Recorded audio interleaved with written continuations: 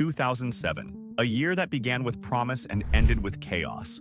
A year where WWE creatives seemed determined to test just how much nonsense their audience would tolerate. From a limo explosion that went nowhere to a leprechaun being revealed as the boss's illegitimate son. From the worst world championship reign in company history to the systematic destruction of ECW's legacy. This was the year where everything that could go wrong did go wrong. To understand why 2007 was such a disaster, we need to start with the brand that suffered the most, ECW. The December to Dismember pay-per-view on December 3, 2006 had set the tone for everything that would follow. Drawing only around 90,000 buys, it became the lowest-selling WWE pay-per-view of the pre-network era. The show ran 43 minutes short of its advertised 3 hours.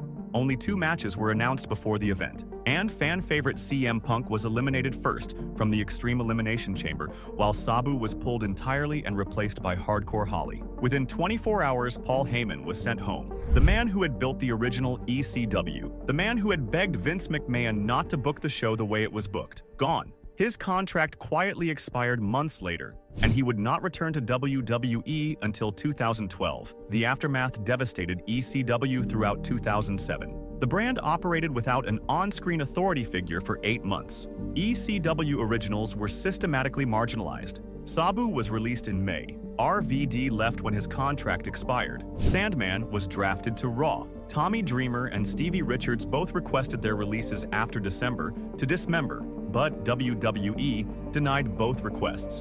The brand operated under standard WWE rules by default. Extreme rules only applied when specifically stipulated. Shows were taped alongside SmackDown in large arenas with WWE crowds, completely destroying the intimate atmosphere that had defined the original ECW's Wrestling Observer newsletter named December to Dismember the worst major show of the year. PW Insider's Mike Johnson called it one of the worst pay-per-views ever, and every single episode of ECW in 2007 carried that stench. The show's ratings steadily declined. The audience knew they were not watching real ECW. They were watching a watered-down version with none of the edge that made the original special.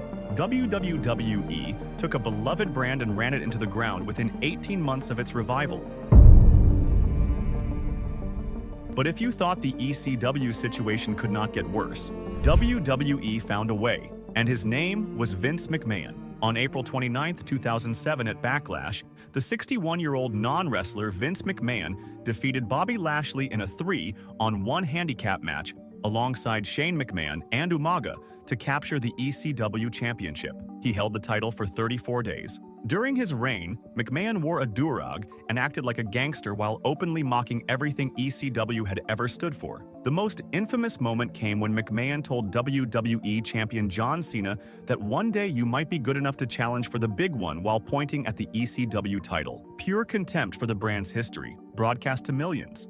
At Judgment Day on May 20th, Lashley defeated Vince, Shane, and Umaga in a rematch, but he pinned Shane, not Vince. So McMahon declared himself still champion since he was never personally pinned. The loophole booking extended the embarrassment until One Night Stand on June 3rd, when Lashley finally reclaimed the title in a street fight. Just 8 days later, Lashley was drafted to Raw and stripped of the ECW championship despite never being pinned for it. All his momentum wasted. The title was officially demoted from ECW World Championship to just ECW Championship in August 2007. By the 2008 Royal Rumble, ECW champion Chavo Guerrero entered the Rumble match, confirming the title was no longer treated as a world championship.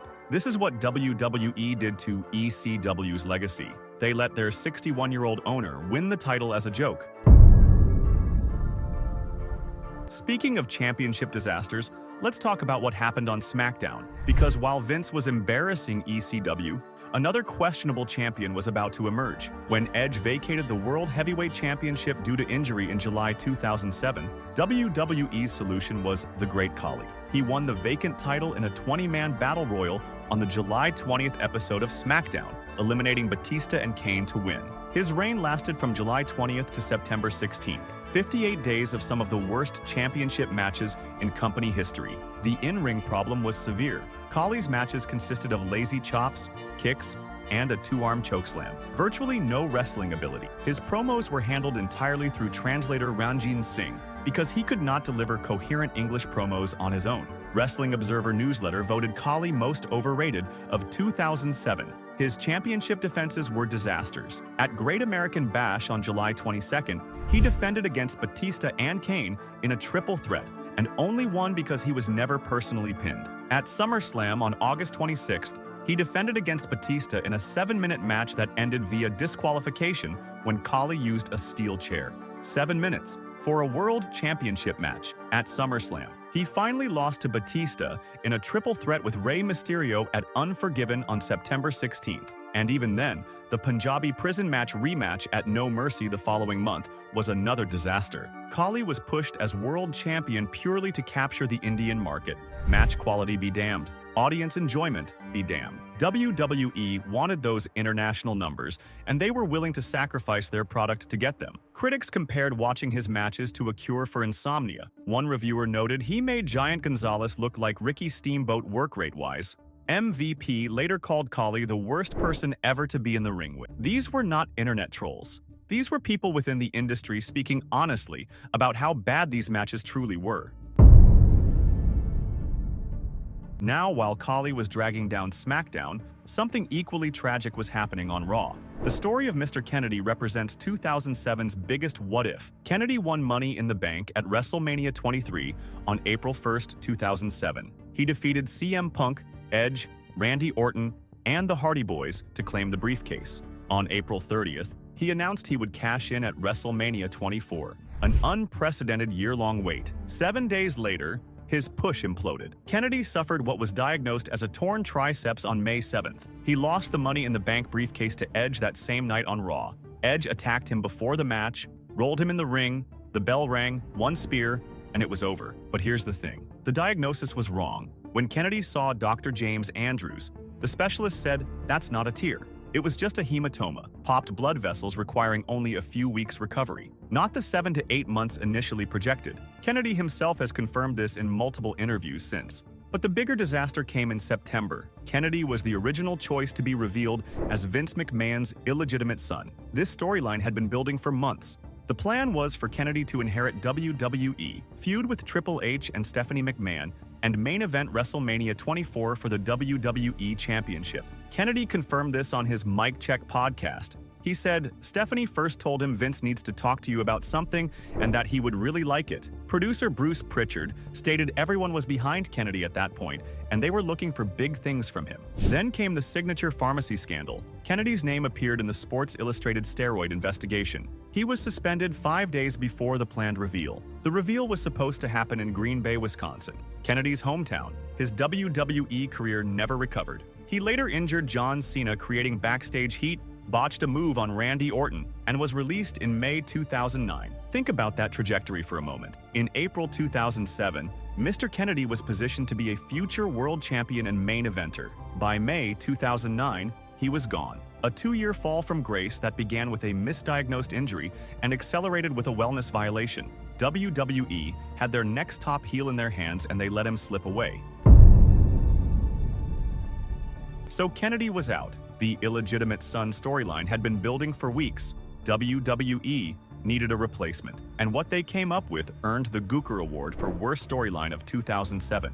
On September 10, 2007, Vince assembled the entire roster while a paternity lawyer on the Titantron eliminated wrestlers via clues. Your son is not extreme, eliminated the ECW roster. Your son has a fondness for gold, eliminated non-champions. Your son is an individual, eliminated tag teams. The whole thing was painfully drawn out. The final twist. Hornswoggle emerged from under the ring. Here is the kicker. Hornswoggle found out he was the replacement at 3:30 that afternoon, just hours before the live broadcast. Bruce Pritchard came up to him, took his phone so he could not leak the news and told him. That's it. That was his preparation time. What followed was months of cringe-worthy comedy. Hornswoggle riding tricycles backstage, Coach chasing Hornswoggle on a bicycle, Carlito trapping him with free ice cream sandwiches signs, Hornswoggle blowing up Jonathan Coachman with a TNT plunger under the ring. Former writer Brian Gewirtz revealed an unused pitch where McMahon would stuff Hornswoggle into a pillowcase and throw him off a bridge. That was an actual creative pitch that was discussed. The storyline limped on until February 2008, when JBL revealed Hornswoggle was actually Finley's son. And the whole thing was a scam by Shane, Stephanie, and Linda McMahon. None of it made any logical sense. WrestleCrap awarded it the Gooker Award for Worst Storyline of 2007. Deservedly so. The storyline that was supposed to create WWE's next main event star and lead to a WrestleMania title match instead ended with months of comedy sketches involving a leprechaun and his confused billionaire father. This was the creative vision for WWE in 2007. This was what they thought their audience wanted to see. But the Hornswoggle reveal was actually a backup plan. The original storyline was supposed to tie into something much bigger, something that went up in smoke. Literally, on June 11, 2007, Raw aired Mr. McMahon Appreciation Night. Various celebrities gave mostly unflattering testimonials, including Bret Hart via satellite, Donald Trump, and Stone Cold Steve Austin. A dejected McMahon walked backstage, past Paul London, who was grinning, reportedly leading to his later firing, then entered his white stretch limousine. The limo exploded in a fireball as the show went off the air. WWE committed fully to kayfabe. WWE.com announced Mr. McMahon presumed dead. The company generated 36.8 million page views the next day versus their 3-month average of 14.3 million. Donald Trump actually called WWE to check if Vince was really dead. WWE's stock price temporarily dropped. The plan was ambitious. Linda McMahon would eventually be revealed as the killer, with Vince having faked his death to frame her. This would connect to Kennedy being revealed as the illegitimate son who would inherit WWE through a will. WWE had already filmed funeral segments in Corpus Christi for a 3-hour kayfabe McMahon funeral scheduled for June 25th. Then tragedy struck on June 24th. WWE immediately scrapped everything. The funeral became a tribute show with Vince hosting out of character. Months of build-up, gone, no payoff, just an awkward ending where everyone pretended it never happened. To this day, the "You Killed Mr. McMahon" storyline remains one of wrestling's greatest unsolved mysteries. Not because it was clever, but because WWE never bothered to provide an answer. The audience invested weeks watching this unfold and received nothing in return. That is the definition of failed storytelling. While all these storylines were crashing and burning, one man stood at the top of WWE, holding everything together, or so WWE thought. John Cena was champion, and the Super Cena booking had reached critical mass. John Cena's third WWE Championship reign ran from September 17, 2006 to October 2, 2007, 380 days, the longest reign of the decade, and the booking during this period alienated significant portions of the audience. The polarization was unprecedented. At WrestleMania 22 in 2006, Chicago booed him despite beating Triple H. At SummerSlam 2006 in Boston, his home state fans booed him against Edge. At Unforgiven 2006 in Toronto, Canadian fans were firmly behind heel Edge, booing Cena mercilessly. At ECW One Night Stand 2006, the hostile ECW crowd treated him as the villain against RVD. Throughout 2007, Cena defeated everyone regardless of match type. 5-pack challenges, regular singles matches, specialty matches. He beat Great Khali and made him tap for his first submission loss. He beat Umaga. He beat Shawn Michaels. He beat Bobby Lashley. He beat Randy Orton repeatedly. The April 23, 2007 Raw match with Shawn Michaels went nearly 60 minutes in London. Critics praised the match quality, but it felt like WWE trying to rehabilitate Cena's reputation with smart fans rather than addressing the underlying booking problem. The problem was not Cena's ability. The problem was that he never lost clean. Cena's reign ended only because of a legitimate torn pectoral muscle on October 1st during a match with Mr. Kennedy. He was never properly beaten for the title. The injury forced a vacancy. The problem with Super Cena booking was not that Cena was champion. The problem was that his victories felt predetermined. There was no drama because the audience knew he would overcome the odds. Every single time, without fail. The formula became predictable, and predictable wrestling is boring wrestling. Cena's injury created a massive problem. No Mercy was less than a week away. The WWE Championship match was canceled. WWE needed a solution. What they delivered was one of the most confusing nights in title history. On October 7, 2007 at No Mercy, Vince McMahon opened the show by awarding Randy Orton the WWE Championship. Triple H immediately challenged and defeated Orton. Orton's reign lasted approximately 22 minutes from the time he was awarded the title to the time he was pinned. Triple H then successfully defended against Umaga later on the card. Then Orton invoked his rematch clause for a last man standing match and defeated Triple H to regain the title. 3 WWE Championship matches in one night, 2 reigns that lasted only hours. The booking cheapened the belt and made both wrestlers look like transitional placeholders rather than legitimate champions. Critics called it pointless title reigns that padded Orton and Triple H's stats without serving any real purpose. The show averaged around 270,000 pay-per-view buys, higher than most 2007 shows purely due to the intrigue of what would happen with the vacant title. But the execution was a mess. The championship chaos at No Mercy was just one example of WWE wasting opportunities in 2007. But no one got wasted quite like Bobby Lashley. Lashley entered 2007 as ECW champion with legitimate main event momentum after winning the Battle of the Billionaires match at WrestleMania 23, representing Donald Trump against Umaga. His path should have led to a world championship on Raw or SmackDown. Instead, he lost the ECW title to Vince McMahon at Backlash on April 29th in that 3-on-1 handicap match. He spent 2 months in a McMahon family feud rather than showcasing his talents.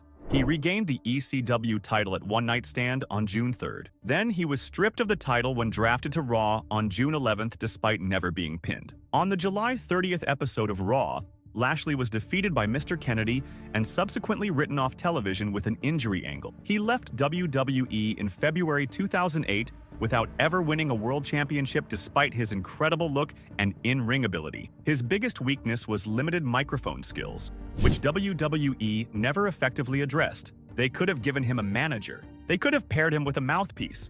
Instead, they just kept putting him in positions where his weakness was exposed. Lashley did not win a world title until returning to WWE in 2021, 14 years later. That is how badly WWE misused him in 2007.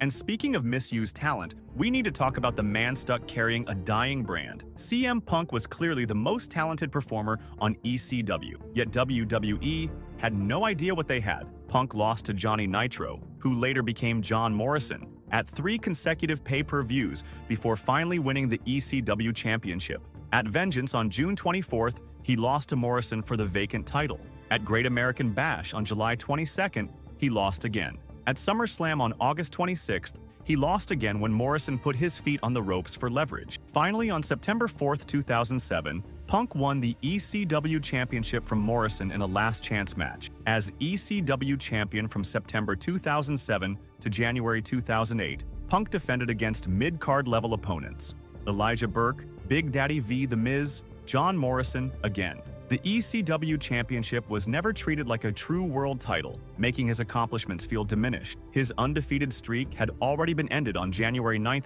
2007 with a loss to Hardcore Holly. He briefly joined the New Breed stable in April, before betraying them 2 weeks later in a storyline that went absolutely nowhere. Critics argued Punk should have been fast-tracked to Raw or SmackDown, rather than anchoring a dying brand. Instead, WWE kept him treading water on ECW until 2008. Looking back, we know CM Punk would eventually become one of the biggest stars in wrestling. But in 2007, WWE had no idea what they had. They saw a guy who did not fit their typical mold and stuck him on their least important brand. It took years before they realized their mistake. While the main event scene was stumbling, the rest of the card was not faring any better. The tag team and women's divisions were treated as complete afterthoughts. On the Raw brand, John Cena and Shawn Michaels held the World Tag Team Championship from January 29th to April 2nd. But they were singles rivals forced together. The titles were largely ignored and merely used to further the personal rivalry between Cena and the Heartbreak Kid. They lost in a 10-team battle royal, making the titles seem worthless.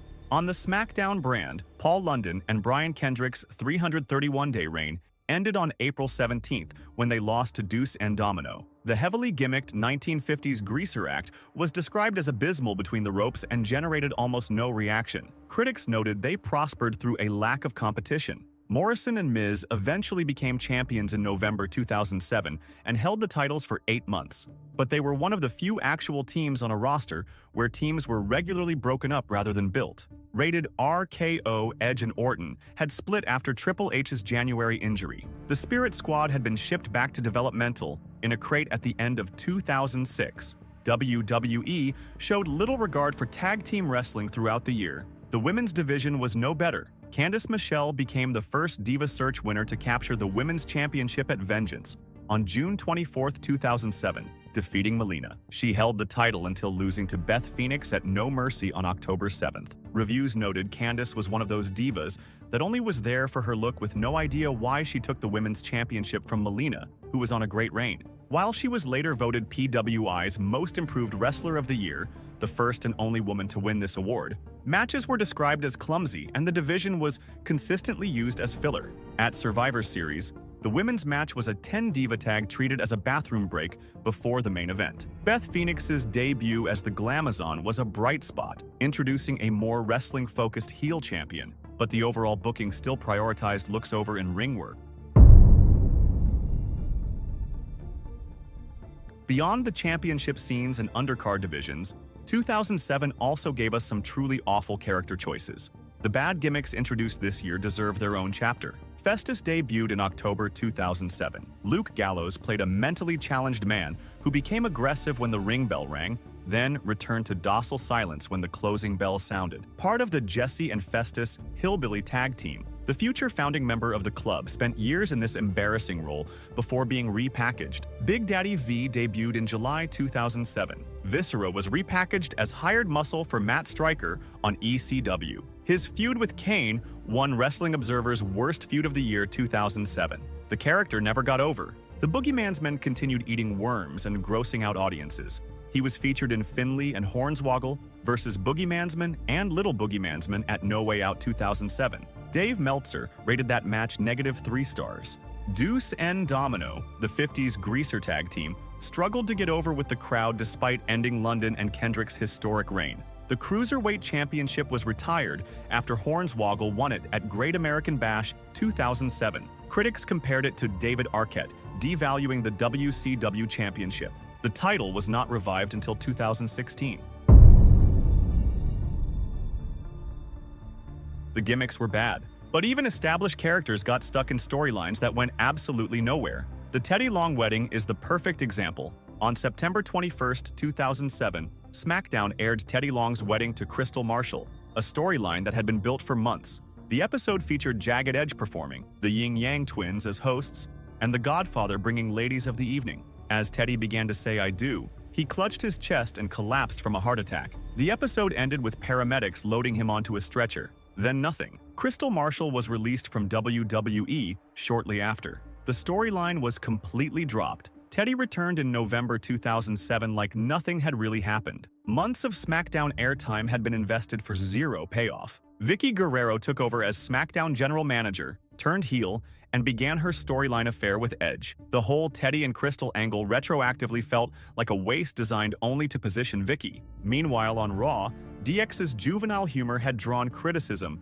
before Triple H's injury ended their run in January. The 40-something wrestlers engaged in humor suited to teenagers. They doused the Spirit Squad in green slime straight out of Nickelodeon. They dropped feces on wrestlers in the ring. They spray-painted Jonathan Coachman's backside. Endless crotch-chop gimmicks. Triple H revealed USA Network spent months threatening to take Raw off the air due to DX's vulgarity. Critics described the run as self-indulgent and overly long segments where they got themselves over at the expense of everyone else. Beyond the storyline failures, 2007 saw multiple talented performers either misused or abandoned entirely. This was a lost generation of potential stars. Carlito criticized WWE's booking publicly before WrestleMania 23. He expressed dissatisfaction with WWE management for not having plans to book him to appear at the pay-per-view and criticized their methods for selecting performers to push, making reference to backstage politics. He was relegated to dark matches at WrestleMania after debuting in 2004 by defeating John Cena for the United States Championship. Reports indicated WWE viewed him as lazy and unmotivated. Shelton Benjamin had beaten Triple H clean 3 times in 2004 and had legendary WrestleMania moments. But by 2007, he was relegated to enhancement work. Jim Cornette stated WWE had Shelton pigeonholed. His Shelton's Mama character, a man in drag playing his mother, had damaged his credibility in 2006, and the effects carried into 2007. Kenny Dykstra split from the Spirit Squad, but never received a meaningful singles push despite being only 20 years old. Marcus Cor Von brought his alpha male persona from TNA, but never received a real chance on ECW. He left without making any impact. And then there was the scandal that derailed everything. In August 2007, Sports Illustrated published findings from the Signature Pharmacy investigation. Over 10 WWE wrestlers were suspended, including Edge, Mr. Kennedy, Randy Orton, King Booker, Johnny Nitro, Umaga, and William Regal. The suspensions created a congressional investigation into WWE's wellness practices and derailed multiple storylines midstream. Kennedy's suspension directly killed the McMahon illegitimate son storyline 5 days before the planned reveal. This was the environment WWE was operating in during 2007. Constant chaos, unexpected suspensions, storylines abandoned without warning. It was impossible to plan long-term because the roster kept getting depleted. Let's run through the pay-per-view calendar one more time to really drive home how rough this year was. New Year's Revolution on January 7th saw Triple H tear his quad mid-match, forcing improvisation. No Way Out on February 18th featured that Finlay and Hornswoggle versus Boogeyman's Man and Little Boogeyman's Man match that got -3 stars from Meltzer. WrestleMania 23 on April 1st saw Great Khali versus Kane poorly received and the ECW Originals versus New Breed treated as throwaway. Backlash on April 29th saw Vince McMahon win the ECW title. Judgment Day on May 20th saw Great Khali versus Cena named Worst Match of 2007 by several outlets. SummerSlam on August 26th featured that 7-minute Khali versus Batista disqualification finish for the world title. Unforgiven on September 16th was described as, "You know it's bad when Khali's match is the best." No Mercy on October 7th had those 3 WWE title changes in one night. Cyber Sunday on October 28th ended Orton versus Shawn Michaels in a disqualification. Survivor Series on November 18th saw Edge interference in Hell in a Cell. Armageddon on December 16th saw Edge win via interference from disguised Hawkins and Ryder. Month after month, pay-per-view after pay-per-view, the disappointments kept coming. So why does 2007 rank among WWE's worst creative years? The year's disasters can be categorized into several systemic failures. Vince McMahon's ego trips drove multiple storylines, winning the ECW championship, the limo explosion angle, making himself central to multiple feuds. These decisions served his character at the expense of talent who needed the spotlight. Market expansion over match quality put the unwatchable Great Khali in a 2-month world championship reign designed to capture the Indian market despite his severe in-ring limitations. Injury crises combined with roster suspensions created constant title instability and forced awkward pushes. Triple H's quad tear in January, Edge's injury mid-year, Cena's pec tear in October, the Signature Pharmacy suspensions. Each one forced creative to scramble. The ECW brand identity crisis destroyed any remaining goodwill from the original fan base while failing to create new fans.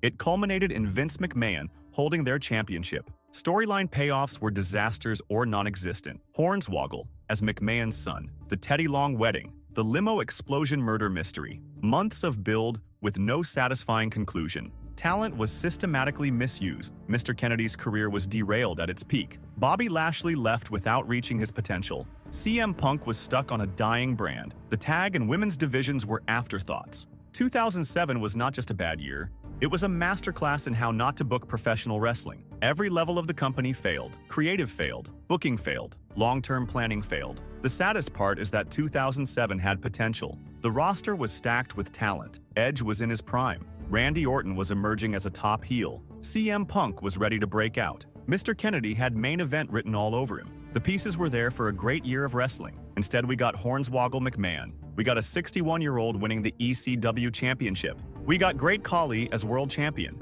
We got exploding limousines with no resolution. We got wedding heart attacks that led nowhere. 2007 represents everything that can go wrong when a wrestling company loses focus on what matters. Compelling characters, logical storylines, satisfying payoffs. WWE abandoned all three, and the product suffered immensely. Like and subscribe for more hard-hitting WWE videos.